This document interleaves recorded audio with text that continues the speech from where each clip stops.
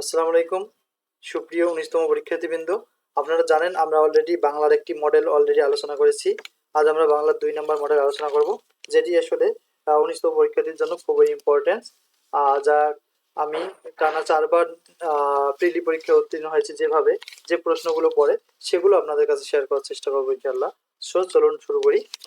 এখানে ১ নম্বর প্রশ্ন হচ্ছে, ক্রিয়াপদের মূল অংশকে কি বলা হয়? ক্রিয়াপদের মূল অংশকে বলা হয় ধাতু, বি নাম্বার। দেখেন ২ নাম্বার, স্বাধীনতাহীনতায় কে বাঁচিতে চায় চরণটি কার রচনা? এটি রচনা করেছেন মূলত কে? এটি হচ্ছে রঙ্গলাল বন্দ্যোপাধ্যায়।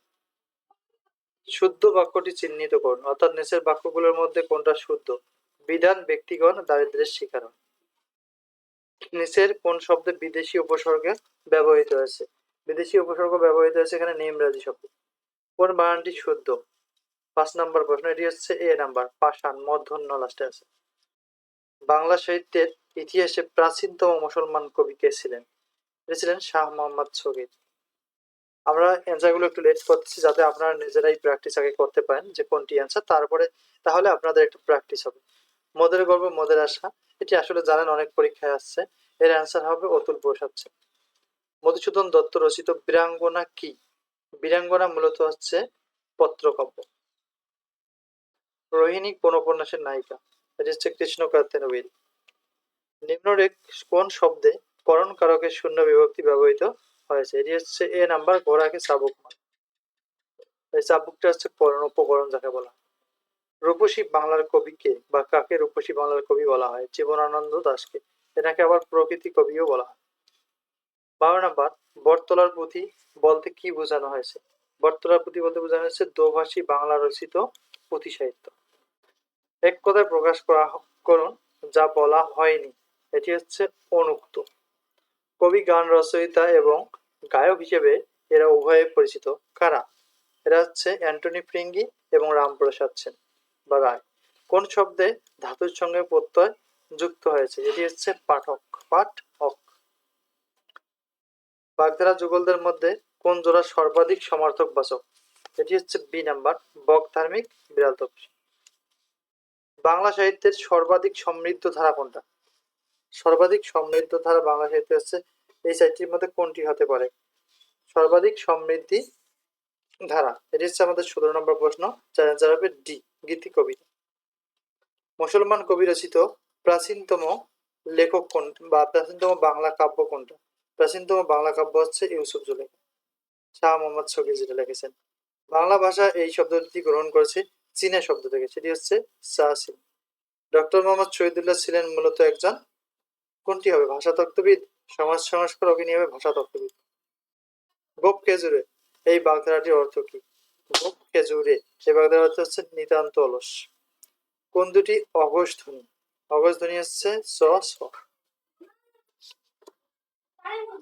কোন বাক্যে ঢাক ঢাক গুড়গুড় প্রবাদটির বিশেষ অর্থ প্রকাশ পেয়েছে? ঢাক ঢাক গুড়গুড় অর্থ প্রকাশ পেয়েছে বি নাম্বারে, ঢাক ঢাক গুড়গুড় করে কি লাভ, আসল কথা বলো। বঙ্কিমচন্দ্র চট্টোপাধ্যায়ের কৃষ্ণকান্তের উইল উপন্যাসের প্রধান দুটি চরিত্রের নাম কি ছিল? প্রধান দুটি চরিত্র হচ্ছে গোবিন্দলাল ও রোহিণী। যা পূর্বে ছিল এখন নেই, এটি হচ্ছে ভূতপূর্ব। কোন বাক্যে সমশ্রী অব্যয় ব্যবহৃত হয়েছে? এটি হচ্ছে ডি নাম্বার, লেখাপড়া করো নতুবা ফেল করবে। কোন সালে রবীন্দ্রনাথ ঠাকুরের জন্ম শতবার্ষিকী পালিত হয়? শতবার্ষিকী পালিত হয় আর ১৯৬১ সালে, যেহেতু ইনি ১৮৬১ সালে জন্মগ্রহণ করে, ১৯৬১ সালে ১০০ বছর তার পূর্ণ হয়, তাই শতবার্ষিকী এই ১৯৬১ সালে পালন করা হয়। ইসলামের ইতিহাস ও ঐতিহ্য কোন কাব্যের উপজীব্য? এটি হচ্ছে বি নাম্বার, সাত সাগরের মাঝি, যেটা ফররুখ আহমেদ লিখেছেন। অনল প্রবাহ রচনা করেন কে? অনল প্রবাহ রচনা করেন সৈয়দ ইসমাইল হোসেন সিরাজি। কোন বাক্যে সমাপিকা ক্রিয়া ব্যবহৃত হয়েছে? এটি হচ্ছে আমি ভাত খাচ্ছি, এটিই হবে। জীবনানন্দ দাশের রচিত কাব্যগ্রন্থ নিচের কোনটা? এনার রচিত কাব্যগ্রন্থ হচ্ছে ধূসর পাণ্ডুলিপি। বন্যেরা বনে সুন্দর, শিশুরা মাতৃগৃহে, এই উক্তিটির প্রকৃত তাৎপর্য হচ্ছে জীবন মাত্রই স্বাভাবিক অবস্থানে সুন্দর। কোন বাক্যে নাম পুরুষের ব্যবহার করা হয়েছে? এটি হচ্ছে ওরা কি করে। মধ্যপদলোপী কর্মধারায় এর দৃষ্টান্ত কোনটা? মধ্যপদলোপী কর্মধারায় এর দৃষ্টান্ত হচ্ছে সি নাম্বার, হাসি মাখা মুখ। কোনটি ঐতিহাসিক নাটক? রক্তাক্ত প্রান্ত। মাইকেল মধুসূদন দত্তের দেশপ্রেম প্রবল প্রকাশ ঘটেছে কোথায়?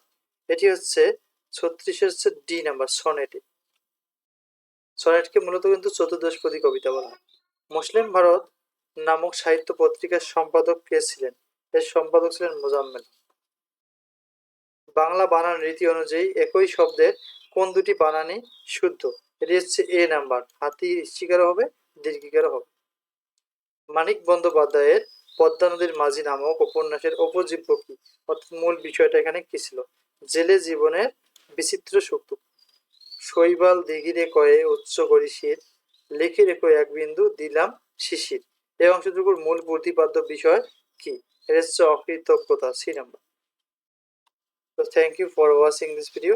এভাবে আমরা বিভিন্ন মডেল নিয়ে আসবো আপনাদের কাছে। যদি ভালো লাগে প্লিজ সাবস্ক্রাইব করবেন, যাতে যারা 19তম পরীক্ষা দেবেন তাদের জন্য বেস্ট একটা প্রিপারেশন হবে এই চ্যানেলটি। Thank you for watching this video. Please share this video to everyone.